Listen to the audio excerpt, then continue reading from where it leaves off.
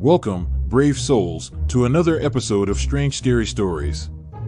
Let me ask, do you ever feel guilty when enjoying a late-night snack? Well, today's character surely doesn't, even though their menu is a bit more morbid. We're talking about Jikininki, or human-eating ghosts of Japanese folklore. Appetizing, no? Now, the Jikininki's backstory is a cautionary tale. You see, they were once humans who lived lives full of greed and selfishness. The result? A rather unglamorous afterlife career, spending their nights feasting on the recently deceased. Talk about food that's bad for your soul. Physically, Jikininki aren't winning any beauty contests. Picture this, decaying corpses with glowing eyes and sharp claws.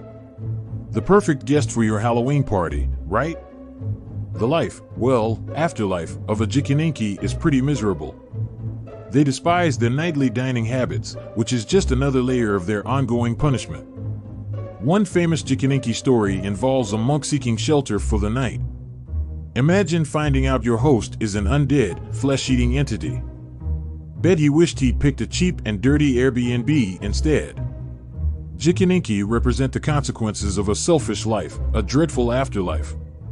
So, if you're guilty of stealing someone's lunch from the office fridge, you might want to rethink that strategy. They're not all bad, though. Some tales portray them as remorseful, even attempting to warn humans about their fate. A do as I say, not as I do approach, if you will. Modern media hasn't left Jikininki behind. Anime, manga, and video games feature these ravenous spirits, always ready to put a shiver down your spine. But wait. That's not the end of our late-night snackers. Believe it or not, these decaying gourmands also possess some pretty cool, or creepy, depending on your view, powers. For one, they can shapeshift into a more human form, because eating the deceased with a decomposed face can be messy. Secondly, they can become invisible. Handy for their, questionable dining habits. Imagine playing hide and seek with one of these guys. Another fun fact, Jikininki don't just devour bodies for the sake of it. They also eat the sins of the deceased. So, in a gross way, they're performing a dark sort of purifying service.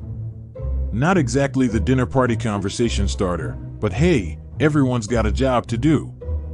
Now, let's explore their family tree.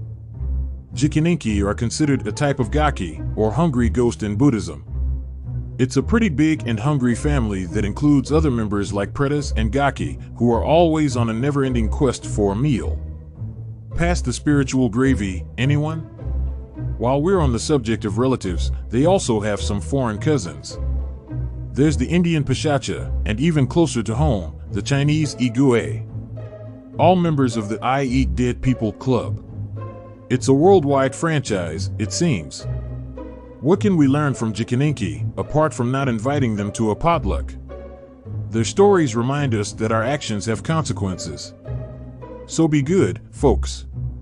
Not just for Santa, but also to avoid a rather gruesome afterlife. Sure, Jikininki are spine-chilling, but they're also tragic figures. They're filled with regret and despise what they've become. It's a miserable, never-ending existence of self-loathing and guilt. A stark reminder that the choices we make can come back to eat us. But remember, these stories, scary as they are also part of our collective heritage. They're a means of teaching morality, expressing our fears, and understanding our place in the universe. Even if that includes the odd human-eating ghost. Jikininki are undeniably one of the most fascinating and gruesome specters of Japanese folklore, giving us a peek into the darker side of the human psyche. They remind us that the scariest monsters are those that mirror our own faults. So the next time you're up for a midnight snack, give a thought to the Jikininki. Maybe pass up on that extra slice of cake. After all, gluttony could have you joining the I Eat Dead People Club. Trust me, the membership perks aren't great. There you have it, the Jikininki. A human-eating ghost that makes your guilty midnight cookie seem pretty innocent. So remember to be kind. You wouldn't want to end up as a Jikininki. Stay strange, stay scary, and keep your snacks human-free. Until next time.